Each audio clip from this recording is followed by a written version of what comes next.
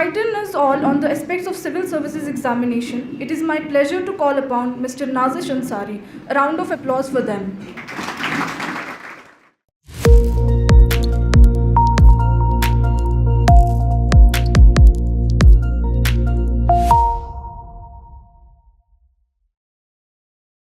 So I will quit it short. Okay. So my name is Nazish Umar Ansari. I comes from a place called Dhanbad in Jharkhand. All of you know about Jharkhand? So Jharkhand is a place in eastern India. Okay, so we are famous for coal mining in Dhanbad. So I came to Delhi in 2015 for doing my graduation from IIT Delhi. I'm a civil engineer by profession. And then in 2019, after graduating, I decided that I will go for civil services preparation. My sister is an IAS. She is posted in Chhattisgarh. So I had a little bit of help from her. So I was fortunate enough that I got the guidance very early in my life since my college days. So it became a bit easier for me. So my duty is to make it easier for you guys. So let's start from how we should approach it. So let's take a case. Okay, so you guys are all graduate, I guess. Many of you will be. So what will you do after we will graduate? तो हम क्या करें exactly after graduation? किस तरह से approach करें? देखिए exam बहुत सिंपल है, बहुत टफ एग्ज़ाम है, लेकिन सिंपल एग्ज़ाम है.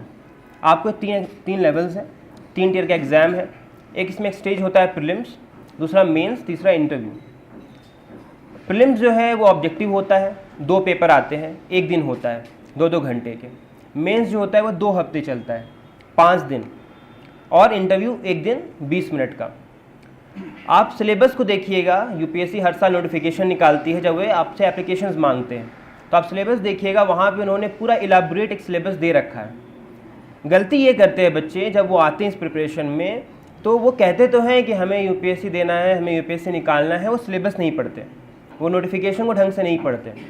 पहली जिम्मेदारी एज ए एस्पिरेंट आपकी ये होनी चाहिए कि आप सिलेबस को बहुत ध्यान से पढ़िए.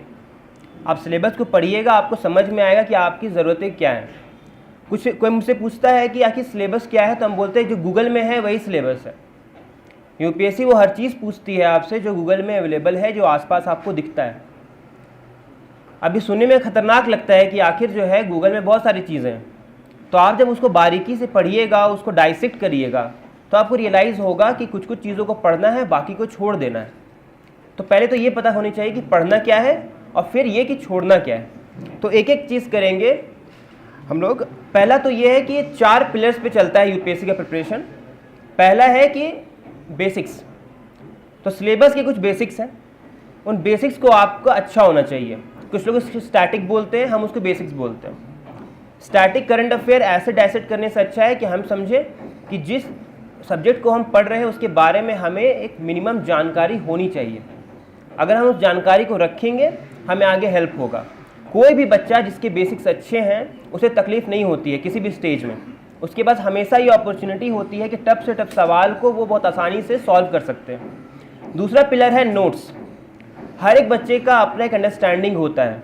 हम गलती ये करते हैं कि हम कई बार दूसरों के नोट्स को लेते हैं और उसको बस ऐसे ही पढ़ देते हैं. ये सबसे बड़ी गलती है.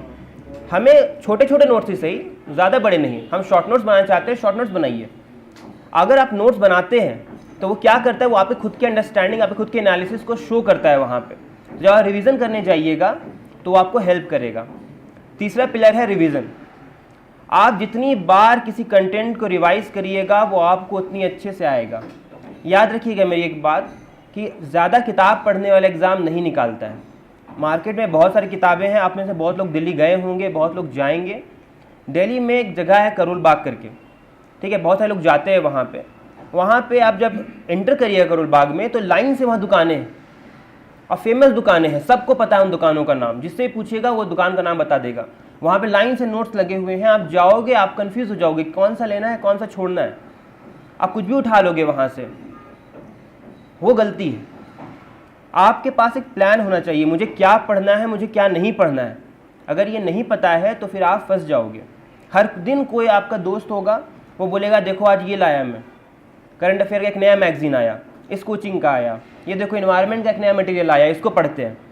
तो आप उसको पढ़ते रह जाइएगा. एग्ज़ाम ऑलरेडी जो है वो 8 महीने का होता है. आप कंफ्यूज हो जाइएगा और आपसे जब नहीं होगा तो फिर आप डिमोरलाइज हो जाइएगा. आपको लगेगा यार मेरे लिए नहीं है ये. कैसे करेंगे हम इतना सारा सामान, तो वो नहीं करना है। स्टिक रहना है कुछ किताबों पे, रिवाइज जितनी बार करिएगा उतना ज़्यादा हेल्प होगा आपको। और सबसे इम्पॉर्टेंट जो उन्होंने कहा कि प्रैक्टिस, ठीक है, practice makes the man perfect, नहीं man and women perfect both, ठीक है। अब वो सिंपल सी बात है कि आप प्रैक्टिस करिएगा तो किसी भी स्टेज में जाइए, चाहे आप प्रीलिम्स में जाइए, आप मेंस में जाइए, आप इंटरव्यू में जाइए। आप लोगों ने मॉक इंटरव्यू देखा होगा ना, बहुत सारे लोगों का यूट्यूब पे, है ना। लोग क्यों देते हैं मॉक इंटरव्यू? हम चाहे तो हम सीधे जाके बैठ सकते हैं वहाँ पे। अब वो मॉक इंटरव्यू यूपीएससी के इंटरव्यू जैसा नहीं होता है। मतलब आपको लगता हो कि एग्जैक्ट वैसा सेटअप है, हाँ 5 लोग रहते हैं यूपीएससी के इंटरव्यू में, एग्जैक्ट सेम नहीं होता, बहुत डिफरेंट एनवायरनमेंट होता है, लेकिन फिर भी लोग मॉक देते हैं क्योंकि उनको प्रैक्टिस करनी है खुद के ऊपर। तो सिमिलरली प्रीलिम्स में भी लोग करते हैं। अब मैं ये नहीं कह रहा कि आप मेरी तरह 65 टेस्ट लगाओ कि 50 लगाओ, हर किसी की अपनी अपनी एक कैपेसिटी है, अपनी अपनी एक सोच है, आप अपने हिसाब से बनाइए। एक बात याद रखिएगा मेरी कि एग्ज़ाम आपको निकालना है, आपके बदले कोई और नहीं निकालेगा। बिल्कुल आपको गाइडेंस चाहिए, आप हेल्प ले सकते हैं, बहुत सारे हेल्प है, आपको हेल्प करने के लिए ही लोग बैठे हैं यहाँ पे, लेकिन निकालना आपको है। तो स्ट्रैटेजी आपकी खुद की होनी चाहिए, आपका खुद का प्लान होना चाहिए, लोग बस हेल्प करेंगे आपको। तो हम शुरू से बताते हैं आपको। तो प्रीलिम्स लेते हैं जैसे, ठीक है। प्रीलिम्स में 2 पेपर है, एक जीएस का पेपर है, एक सीसैट का पेपर है। जीएस के पेपर में आपके सिलेबस डिफाइंड है, हिस्ट्री है, ज्योग्राफी है, इकोनॉमिक्स है, इन्वायरमेंट है, आज के एग्रीकल्चर पे बहुत सवाल आते हैं, साइंस एंड टेक्नोलॉजी है, करंट अफेयर्स है। अब बहुत सारे लोग ये बोलते हैं करंट अफेयर्स का क्या करना है, तो पहले बताते हैं कि स्टैटिक का क्या करना है। क्योंकि यूपीएससी का पेपर जो है उसका एक बहुत बड़ा पोर्शन, अराउंड 70% जो है वो स्टैटिक आता है। बच्चे दिन भर करंट पढ़ते हैं, 10-10 मैगजीन से पढ़ते हैं, वहाँ जाते हैं, वहाँ पे सवाल उनको दिखता है बिल्कुल बेसिक सा। अब करंट पढ़ने की वजह से वो बेसिक पे ध्यान नहीं दे पाते, जिसका नुकसान होता है उनको पेपर में।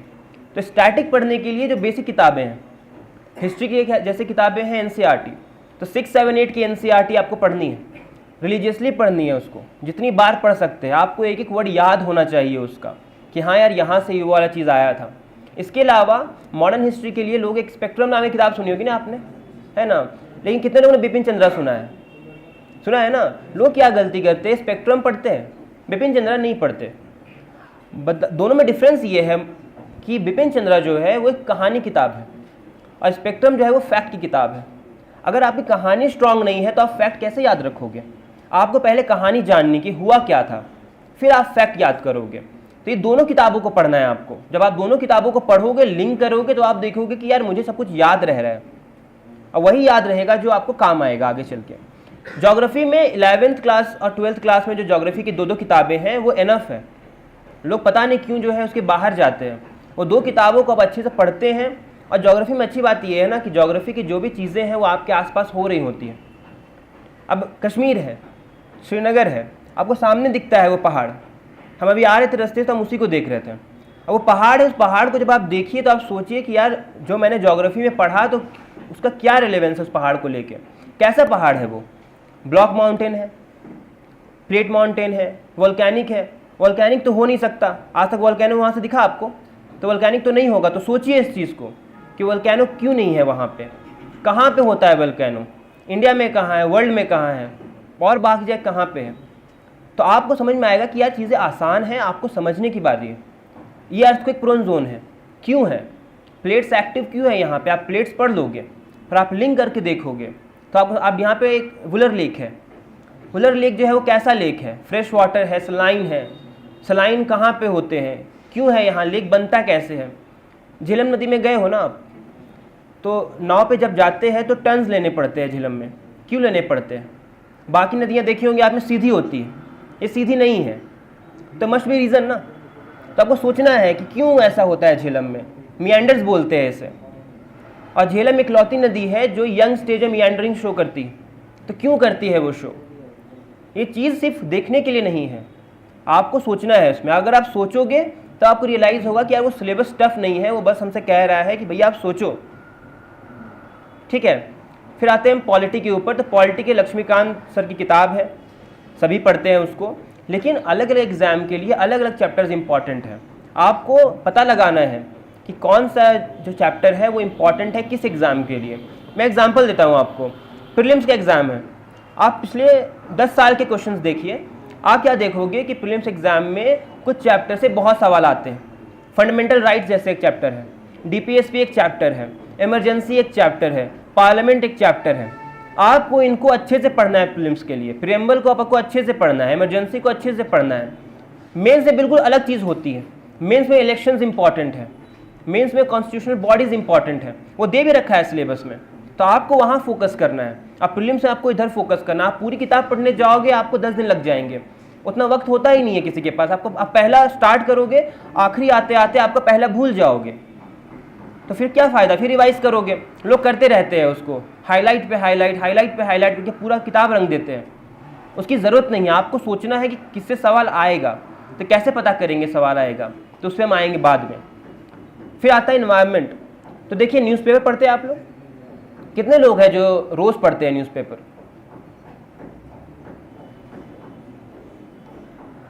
देखिए, मेरी सजेशन है कि भले हार्ड कॉपी ना पढ़ें, पर ट्राई करें कि रोज़ जो है 1-2 एडिटोरियल तो कम से कम पढ़ें। गूगल पे ही करके पढ़ें, इंटरनेट पे ही पढ़ें। अखबार पढ़ना बहुत ज़रूरी है इस प्रिपरेशन में। मैं 2 रीज़न बताता हूँ उसका। एक तो आप जुड़े रहोगे कि एग्जैक्टली हो क्या रहा है। दूसरा, वो अखबार में जो लोग लिखते हैं they are very big scholars, ठीक है, थिंकर्स हैं वो लोग, बड़े बड़े ओहदे पर हैं। तो उनकी बात आप सुनोगे तो आपको समझ में आएगा वो लोग सोचते कैसे। बिकॉज कल को अगर आप ब्यूरोक्रेट्स बनते हो तो आपको उनकी तरह सोचना है, तो वो ट्रेनिंग आपको अभी से शुरू करनी है। अखबार आपको उसके लिए प्रिपेयर करता है। तो रिक्वेस्ट है मेरी कि आप लोग अखबार ज़रूर से पढ़िए। अखबार पढ़ने का बहुत बेनिफिट होता है। यहाँ पे जितने लोग बैठे हैं सब अखबार पढ़े हैं, आप पढ़ते हैं। अखबार आप नहीं पढ़ते, आपको अजीब लगना चाहिए कि क्यों नहीं पढ़ा मैंने अखबार, कुछ तो है जो मुझे नहीं मालूम है, अवेयरनेस कहाँ है मेरी, ये आपको होना चाहिए। तो अखबार के थ्रू जो है, और इन्वायरमेंट मैंने इसलिए बोला बिकॉज इन्वायरमेंट में जो सवाल आते हैं ना, वो ये सब आते हैं कि नेशनल पार्क कहाँ पे है। कश्मीर में बहुत सारे फॉरेस्ट हैं, ठीक है, तो आपको उसके अलावा बाकी जगह के फॉरेस्ट जो आएंगे सवाल में। तो अगर आप अखबार पढ़ोगे तो आपको पता रहेगा कौन सा फॉरेस्ट न्यूज़ में था। लास्ट ईयर जैसे कि एक फॉरेस्ट है राजस्थान में, रणथंभौर के पास, तो रणथंभौर के साथ उसको भी जो है उन्होंने बना दिया टाइगर रिजर्व। अब इसके आने के चांसेस ज़्यादा थे। एक आंध्र प्रदेश और तेलंगाना के पास एक टाइगर रिजर्व था, उन्होंने डिवाइड कर दिया, नागार्जुन श्रीशैलम, उस पर सवाल आया। अगर आप अखबार पढ़ते हो तो आपको पता है कि यार ये सारे जो चीज़ें हैं वो न्यूज़ में थे, तो ये आने के सवाल हो सकते हैं। यूपीएससी प्रेफरेंस देता है उन सवालों को जो आजकल हुई हैं। तो अखबार आप नहीं पढ़ोगे तो कैसे बनेगा वो। आप स्टैटिक पढ़ लोगे, आप बड़ी बड़ी किताबें पढ़ लोगे। लोग शंकर पढ़ते हैं इन्वायरमेंट के लिए, कुछ लोग कंपस पढ़ते हैं, लेकिन अखबार पढ़िएगा तो आपको पता रहेगा कि नहीं, इस साल जो है इस पे बात चल रही थी, कहीं ना कहीं आंसर ये होगा। लास्ट एक एग्जांपल मैं देता हूँ आपको। एक स्पीसीज़ है ग्रेट इंडियन बस्टर्ड, वो क्रिटिकली इंडेंजर्ड ऐसा कुछ हो गई थी। अब वो पाई जाती है राजस्थान में। उन्होंने सवाल पूछा आपसे कि डेजर्ट नेशनल पार्क कहाँ पे है। अब बहुत लोग बोले कि ये सवाल कहाँ से आया। लोग बोल देते हैं ना कि अनप्रेडिक्टेबल है, कहाँ से आ रहे सवाल। कोई कहाँ से नहीं आ रहे हैं सवाल वहीं से आ रहे जहाँ से आने थे। अगर आप थोड़ा सोचोगे, लिंक करोगे, तो आपको समझ में आ जाएगा पेपर में कि हाँ यार, मैंने पढ़ा था, न्यूज़पेपर में ये आया था, और अब जो है हम हमको सॉल्व कर देंगे। तो प्लीज़ न्यूज़पेपर पढ़िए, आपको फ़ायदा होगा। इकोनॉमिक्स पे आते हैं। इकोनॉमिक्स में देखिए, इकोनॉमिक्स में जो एनसीईआरटी है, एक मैक्रो इकोनॉमिक्स की किताब है, वो मतलब उतना डिटेल में नहीं दे रखा है उसमें, तो आपको ना रेफरेंस बुक इस्तेमाल करने पड़ते हैं। बहुत लोग श्रीराम सर की नोट्स पढ़ते हैं, कुछ लोग रमेश सिंह पढ़ते हैं। पर्सनली मेरे से पूछे तो मैंने श्रीराम सर के नोट्स पढ़े थे, उनकी कोचिंग है दिल्ली में, उनके नोट्स बहुत अच्छे थे, अब मुझे बहुत फ़ायदा हुआ है। तो आप खुद से चूज़ करिए। शंकर गणेश सर की भी किताब है, लोग प्रीलिम्स के लिए उसको यूज़ करते हैं, तो आप एक चूज़ कर सकती है, एक किताब को लीजिए और अच्छे से पढ़िए। और गूगल का इस्तेमाल इकोनॉमिक्स में अच्छे से करिएगा। इन्वेस्टोपीडिया नाम की एक वेबसाइट है, किसको पता है? इन्वेस्टोपीडिया नाम की एक वेबसाइट है, उस वेबसाइट को अगर आप ध्यान से पढ़ते हैं तो आपको सब क्लियर होगा। और मैं आपको बताता हूँ इकोनॉमिक्स कितना इंपॉर्टेंट है। सबसे आसान सवाल इकोनॉमिक्स से आएंगे और सबसे टफ सवाल इकोनॉमिक्स से आएंगे। जिसको पता है वो बना देगा, जिसे नहीं पता है वो नहीं बना पाएगा। अगर आप इकोनॉमिक्स को अच्छे से ध्यान देते हैं तो आपको बहुत बेनिफिट होता है। वहाँ पे मतलब ऐसा बहुत सारे लोग ऐसे हैं जो सिर्फ इकोनॉमिक्स के दम पे एग्ज़ाम निकालते हैं प्रीलिम्स का, और ये इकोनॉमिक्स का परसेंटेज मेंस में बहुत ज़्यादा है। तो आपको सिर्फ प्रीलिम्स निकाल के नहीं देगा, आपको एग्ज़ाम निकाल के देगा। तो इकोनॉमिक्स वगैरह को अच्छे से पढ़ना है, ठीक है। अब हम आते हैं उस बात में कि प्रीलिम्स का सबसे इंपॉर्टेंट एस्पेक्ट। तो उन्होंने कहा कि मेरा पहले 2 बार में प्रीलिम्स नहीं हुआ, ठीक है। मुझे ऐसा नहीं था कि गाइडेंस नहीं थी, मुझे लोगों ने बताया था और मेरे 1-2 मार्क्स से छूट रहा था प्रीलिम्स। तो जब मैंने लोगों से बात की और लोगों ने मुझे बताया कि तुम PYQs करते हो क्या, PYQs मतलब प्रीवियस ईयर क्वेश्चंस, तो मैंने बोला नहीं, ज़रूरत क्या है उसकी, सवाल रिपीट थोड़ी होते हैं। तो उन्होंने बोला यही गलती है, सवाल भले रिपीट ना होते हो, बट यूपीएससी क्या पूछना चाहता है ये आपको तभी मालूम चलेगा जब आप PYQs को करोगे। इसीलिए PYQs करना वो सबसे पहले प्रायोरिटी होनी चाहिए किसी भी स्टूडेंट की, ताकि पता लग सके कि एग्जैक्टली चाहता क्या है एग्ज़ाम हमसे। अगर आपको PYQs करते हो, मैंने लास्ट ईयर 10 बार PYQs किए, सेम चीज़ याद हो गई थी फिर भी उसको किया। और PYQ करने का मतलब ये नहीं होता कि आंसर याद कर लेंगे, जी नहीं। PYQs का मतलब होता है कि आप बैठें, सवाल कहाँ से आया है, क्यों पूछा है, आप सोचने की कोशिश करिए कि यार यूपीएससी ने सवाल क्यों पूछा है। शुरू में आपको लगेगा कि यार तो कोई लॉजिक नहीं है, समझ नहीं आ रहा है, पर आप बारीकी में जाइएगा तो आपको दिखेगा कि उस चीज़ के पीछे रेलेवेंस है। वो ऐसे ही सवाल नहीं पूछा है, हर सवाल देखिए यूपीएससी की ऐसी बॉडी है ना जिसके हर सवाल के पीछे उन्होंने बहुत थॉट प्रोसेस, आप समझिए वो सबसे बड़ी संस्था है और उनको ब्यूरोक्रेट्स बनाने हैं, तो उनके लिए स्टेक्स बहुत ज़्यादा होते हैं। वो आपसे कोई भी फालतू सवाल नहीं करेंगे, तो उसकी चीज़ की रिस्पेक्ट करनी है हमें कि अगर वो किस सवाल को पूछ रहा है ना, उसके पीछे बहुत ज़्यादा स्टडी है, बहुत एक्सपीरियंस है। जो लोग वहाँ बैठ के एग्ज़ाम का पेपर बना रहे हैं वो बहुत एक्सपीरियंस लोग हैं, तो हमें उनकी तरह सोचने की कोशिश करनी, जो मैंने कहा आपको।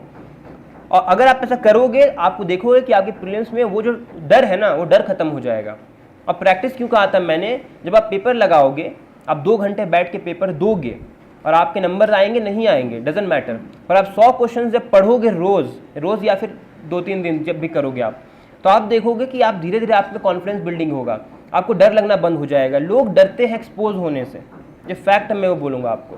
लोग डरते हैं कि नंबर कम आ जाएगा तो क्या होगा, हम पूछते हैं क्या हो जाएगा तो क्या हो जाएगा, ऐसा कौन क्या बोलेगा उसे क्या फ़र्क पड़ता है, मुझे लिस्ट में नाम चाहिए। आखिरी दिन तक लड़ना होता है, एग्ज़ाम वाले दिन तक, ठीक है, जब तक बेल नहीं बजती है वो पेपर छीन नहीं लेता आपसे OMR का, तब तक आप क्या करते हो डजंट मैटर। लिस्ट में नाम आता है लोग भूल जाएंगे, आपके टेस्ट में 10 नंबर आ रहे हैं, वहाँ पे आपका लिस्ट में नाम है, लोग भूल जाएंगे, क्योंकि हमको यूपीएससी निकालना है, विज़न या फोरम का टेस्ट सीरीज़ नहीं निकालना है। तो उस चीज़ को ध्यान रखिएगा। तो वो डर है ना उसको ख़त्म करना है, और ख़त्म करने के लिए बेस्ट तरीका है प्रैक्टिस करना। आप जितनी प्रैक्टिस करोगे आपका डर उतना ख़त्म होगा। फिल्म्स के बारे में हमने बात कर ली, ठीक है, जो भी क्वेश्चंस होंगे वो आप बाद में पूछ लीजिएगा।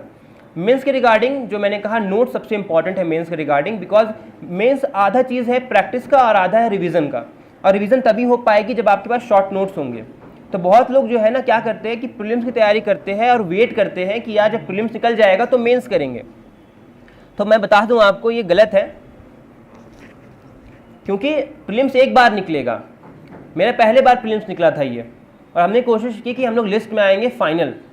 रीज़न ये था कि बार बार प्रीलिम्स निकालना मुश्किल है, कुछ भी हो सकता है आपके साथ, आपका सीसेट रुक जाएगा, सीसेट पे हम लोग बात करेंगे थोड़ी देर में, सीसेट रुक जाएगा, आपका जीएस रुक जाएगा 2 नंबर से, 1 नंबर से, आधे नंबर से, 0.13 से, आप कुछ नहीं कर पाओगे। आपको इंश्योर ये करना है कि जिस साल मेरा प्रीलिम्स निकलेगा उस साल हम लिस्ट में होंगे फाइनल, और उसके लिए आपको मेंस की तैयारी करनी है अच्छे से। अब मेंस की तैयारी के लिए आपके पास नोट्स होनी चाहिए, और फिर आप करोगे प्रैक्टिस। मेंस में सबसे ज़्यादा डर लगता है लोगों को, लोग 2 सवाल लिखते हैं और बोलते हैं हाथ दर्द कर रहा है, ये हो रहा है, याद नहीं आता हमें कंटेंट। वो याद इसलिए नहीं आता बिकॉज प्रैक्टिस नहीं है। आप रिवाइज करोगे, आप बार बार लिखोगे उस चीज़ को, तो आप देखोगे कि यार आपको लिखने में कोई परेशानी नहीं हो रही। जो बच्चे 4-5 पेपर लिख लेते हैं ना, वो उसके बाद उनको बोलना नहीं पड़ता है, वो खुद से लिखेंगे। तो आपको शुरू का बैरियर, वो थ्रेशोल्ड को क्रॉस करना है कि नहीं हमको लिखना है, जो होगा होगा, खराब लिखेंगे लेकिन लिखेंगे ज़रूर, और लोगों को दिखाएंगे, जितने लोगों को हो सके। क्रिटिसिज्म लेना सीखना पड़ेगा इस एग्ज़ाम में आपको। आप सॉफ्ट होकर एग्ज़ाम नहीं निकाल सकते, यूपीएससी आपको नहीं छोड़ेगी। आप सोचोगे कि नहीं ऐसा कर लेते हैं, वैसा कर लेते हैं, वैसा नहीं हो सकता। आपको फ्रंट से जाना पड़ेगा कि नहीं लो देखो, अब बताओ गलती क्या है। सामने वाला क्रिटिसाइज करेगा, उसका काम है, आपको देखना है, आपको सीखना है कि एग्जैक्टली हम क्या चेंजेस करेंगे। और उसके लिए बेस्ट होता है टॉपर्स कॉपी। जितने भी टॉपर है जो एग्ज़ाम हर साल निकालते हैं, 700 एग्ज़ाम निकालते हैं, उन सबकी कॉपी अवेलेबल है। पहले तो उतना नहीं था, पहले के लोग बोलते हैं कि हमारे पास रिसोर्सेज नहीं थे, अभी दुनिया भर के रिसोर्सेज हैं। वो टॉपर्स कॉपी जो है ना वो गोल्ड माइन है, आप समझिए मेंस के प्रिपरेशन के लिए। आप जितने पढ़ सकते हैं पढ़िए, आपको समझ में आएगा कि उन लोगों का माइंडसेट क्या था, वो लोग कैसे सोचते हैं, और वो एग्ज़ाम निकाले हैं, वो सबसे बड़े रेफरेंस है आपके लिए। कोई दूसरा क्या बोलता है, कोई कोचिंग का क्या बोलता है, ये आएगा, लेकिन टॉपर्स कॉपी जो है वो आपको पहला रेफरेंस होना चाहिए। इवन कि कोचिंग सेंटर्स ही बहुत सारे वैसे प्रैक्टिसेस यूज़ करती हैं जो टॉपर्स यूज़ करते हैं, तभी वो बुलाते हैं उनको, उनसे बात करते हैं, वो भी सेम चीज़ अप्लाई करते हैं कि अच्छा आपने क्या किया था। तो आपको वही चीज़ करनी है, टॉपर्स कॉपी को पढ़िए, एनालिसिस करिए और फिर खुद उसको अप्लाई करिए। आप देखिएगा कि इम्प्रूवमेंट होगा, और जितना प्रैक्टिस करिएगा मेंस उतना निकलेगा। आप 20 पेपर लिखोगे आपको उसके हिसाब से मार्क्स आएंगे, आप 30 लिखोगे उसके हिसाब से मार्क्स आएंगे। कोई शॉर्टकट नहीं है इसमें, टू बी रियली ऑनेस्ट। आप ये नहीं सोच सकते कि 5 लिख लेते हैं नंबर आएंगे मुझे 20 वाले, ऐसा नहीं होता। पता नहीं कैसे वो जज कर लेता है, उसको दिख जाता है। आप मेंस निकालिएगा तो आपको इंटरव्यू के लिए बुलाएंगे। इंटरव्यू के लिए जो है ऑलरेडी बहुत सारा प्रोग्राम है, और इंटरव्यू में आपकी नॉलेज चेक होती नहीं है, वो आपकी पर्सनैलिटी देखेंगे, वो देखेंगे आप कितने असर्टिव हो और आपको कितना कॉन्फिडेंस है खुद पे, और आपको क्यों बनना है ब्यूरोक्रेट। और उन्होंने कहा कि ब्यूरोक्रेट बनते हैं सर्विस के लिए। मेरा रीज़न दूसरा था, ब्यूरोक्रेट बनना था मुझे पोटेंशियल के लिए। एक ऐसी जॉब है जहाँ पे आपके पास दुनिया भर की पोटेंशियल होती है, जहाँ पे आप चेंज कर सकते हो, आप अपने आइडियाज़ को यूज़ कर सकते हो चेंज लाने के लिए, वो करना है, और उससे सर्विस होगी, ऑटोमेटिकली होगी। ठीक है, मैं फाइनल 2 मिनट है ना सीसैट के बारे में बोल देता हूँ। बहुत सारे बच्चे हैं जिनको सीसैट में परेशानी होती है, बहुत सारे इंजीनियरिंग बैकग्राउंड के बच्चे हैं। लोग बोल देते हैं कि आप इंजीनियरिंग बैकग्राउंड से हो, आपको सीसैट की क्या ज़रूरत है। तो बात यह है कि आप किस बैकग्राउंड से हो इससे फ़र्क नहीं पड़ता। सीसैट किसी बैकग्राउंड के लिए नहीं है। सीसैट सिंपल सा एग्ज़ाम है, 66 नंबर होते हैं पास करने के लिए, लोग को नहीं आ रहे। इसका मतलब है लोग उस पर इनफ टाइम नहीं दे रहे हैं। सीसैट फ्री में नहीं निकलेगा आपका। आपको जीएस में आप दिन भर जीएस पढ़ो, सीसैट नहीं पढ़ो, सीसैट नहीं निकलेगा। आपको प्रैक्टिस करनी पड़ेगी, आपको वक्त देना पड़ेगा। आप जितना वक्त दोगे सीसैट को नंबर उतने ज़्यादा होंगे।